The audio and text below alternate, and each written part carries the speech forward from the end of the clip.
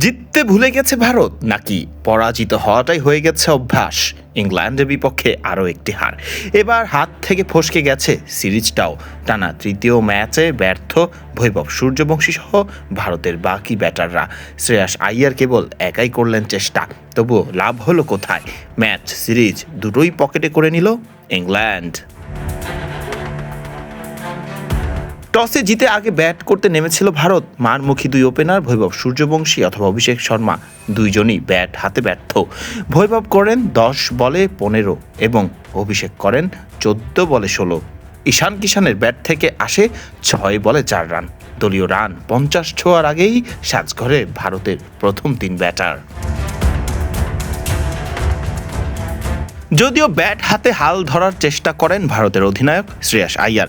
আইয়ারের অপরাজিত 49 বলে 80 রান এবং শিবম দুবের 22 রান সহ সব মিলিয়ে নির্ধারিত 20 ওভার শেষে 158 রানের পুঁজি পায় টিম ইন্ডিয়া।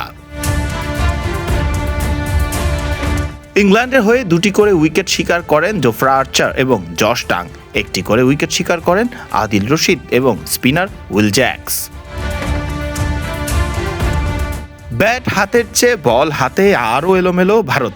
ইংল্যান্ডের উইকেটই ফেলতে পারছিল না ভারতের বোলাররা।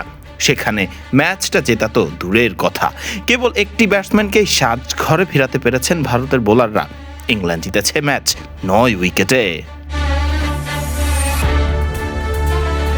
কেবলমাত্র দলীয় 13 রানে সাজঘরে ফিরেছিলেন জশ বাটলার। বাকি খেলা 2 ব্যাটার হ্যারি ব্রুক এবং ফিল সল্ট মিলেই করেছেন শেষ পর্যন্ত ফিল সল্ট অপরাজিত ছিলেন 42 বলে 59 রানে এবং হ্যারি ব্রুক অপরাজিত ছিলেন 35 বলে 79 রানে। তার চেয়েও বড় কথা, ইংল্যান্ড ম্যাচ শেষ করেছে প্রায় 6 ওভার হাতে রেখেই।